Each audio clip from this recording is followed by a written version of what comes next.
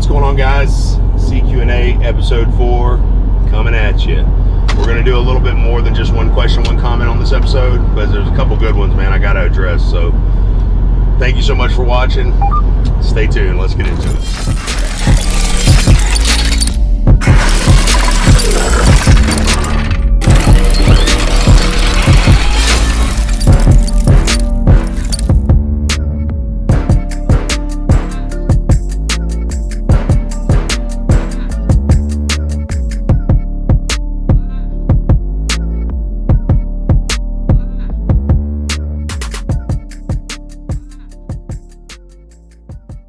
CQ&A is really turning into a one of my favorite projects on YouTube. I'm really enjoying this interaction with you guys. Whether it's good or bad, it's just all fun to me. We're going to start off today with a question. It was really good. It comes off the 50,000 mile video that just got posted. It's from Eric Ward. He says, man, correct me if I'm wrong, but when I watched the safety meeting and the gentleman there was talking about 50,000 miles combined, that's 50,000 miles total between the trainer and trainee. Again, correct me if I'm wrong. A lot of new hires might think they're alone and have to drive 50,000 miles. Eric, you are correct. I just want to let you know that is a very good question. So it doesn't matter what the mileage requirement is for a trainee.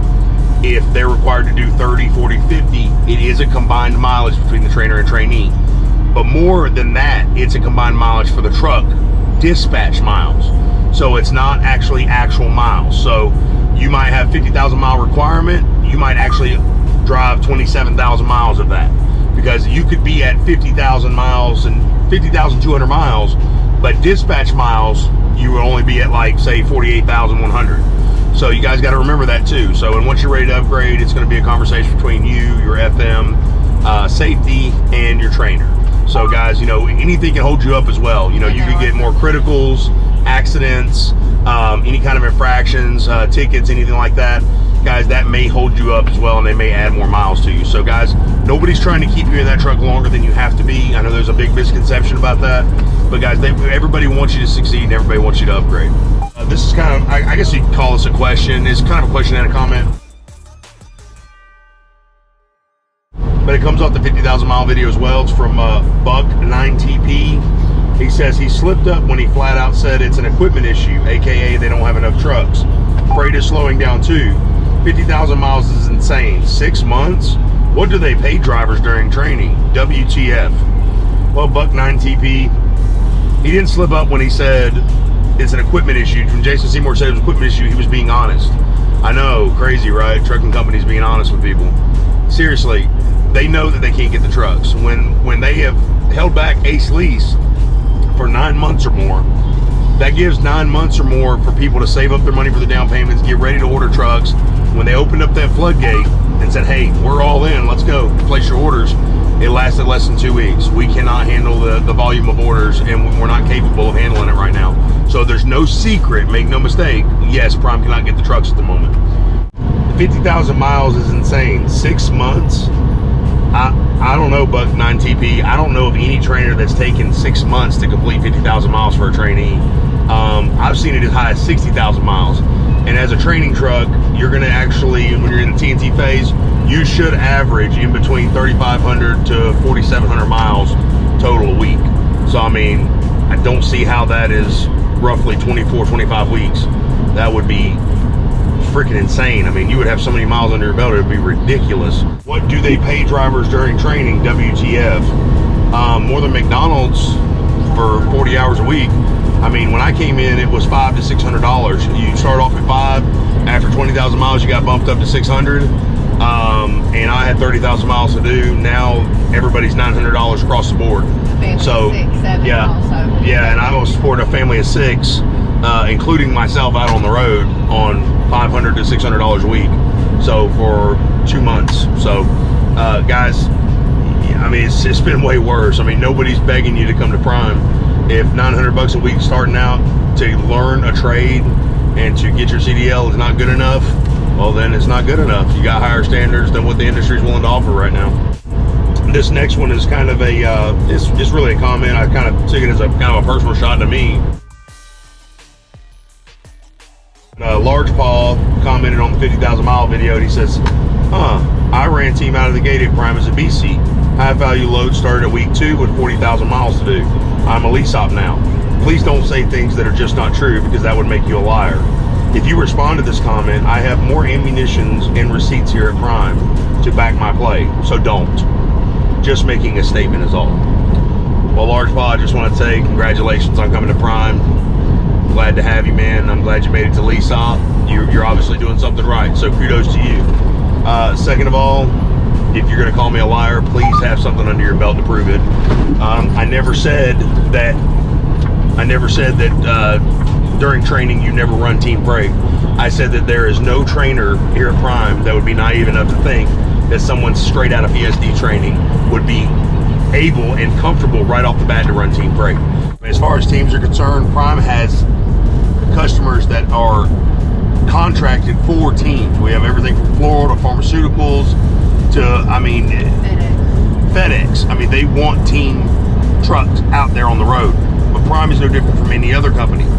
Offering expedited freight options gives you another leg up in the marketplace. So that's any trucking company you have.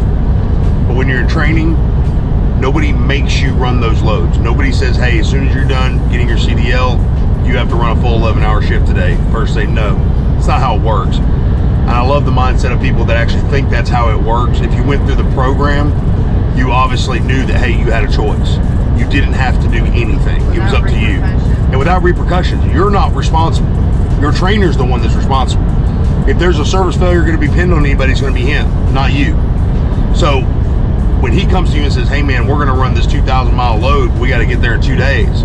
Are you comfortable running full shifts? Even if you're at week 1 or you're at week 5. Okay, it's that time right there where it's up to you to say, hey, you know what, man, I'm probably not. We probably can't run it. Yeah, he might not be happy that he can't get the load, but guess what? What is first? Safety. Okay, if you're not comfortable driving that, you can't drive it. Okay, but not to say that it's not your responsibility to get to that level, because you're going to be there eventually. When you're upgrading, you're saying, hey, I can do everything my trainer can do. That's what you're saying. You're not saying I know everything he knows. You're saying I can safely, effectively, and efficiently operate that vehicle and handle the day-to-day tasks and challenges that it takes to run freight here at Prime safely and on time. That's what you're saying. So I never said that team freight doesn't exist during training here at Prime. I said that no one is naive enough to think that you can do it out of the first day. I don't think I lied about anything there. Nobody made you run team freight at week 2. You were obviously comfortable enough, your trainer was obviously comfortable enough, your FM was obviously comfortable enough for you to run team freight. Let me make this clear, guys. If there is anyone in charge of your career and success here at Prime, it is you. If you don't feel comfortable about something, please communicate and speak up. If you don't like the way something's turning out, please communicate and speak up. If you don't get the results you're looking for, the first person, follow the chain of command. You got to figure it out. Guys, there's a chain of command and there's a professional way to do things. All right, you don't just come to Prime and expect everything to be given to you and everything to be, you know, some fairy tale lifestyle. It's not going to be that way, guys. If your trainers are getting up in the middle of the night after 3 hours of sleep to drop a load, guess what? Prepare for that, because you're probably going to be doing the same thing during your career here at Prime, and even solo. So solo, team, whatever, this is the life out here. This is trucking. I meant to say, Large Paw, if you want to, you can go ahead and throw up your ammunitions or receipts from your training. I don't know what that is, but I'd love to comment on that too. My last but not least comment, I had to put this one in here because it just kind of touched my soul a little bit. Rich's River Smokers, West Virginia, comments on the Q&A episode 3, I hate YouTube. Just because YouTube doesn't love you doesn't mean you don't have people out there to love you, buddy. So, and hey, I don't know why you hate YouTube. You got more subs than me, bro. I'm gonna hop on your channel and see if I can pull some of them. So guys, thanks so much for watching. Please keep the comments and questions coming. If you haven't already, please like, sub, and share the channel.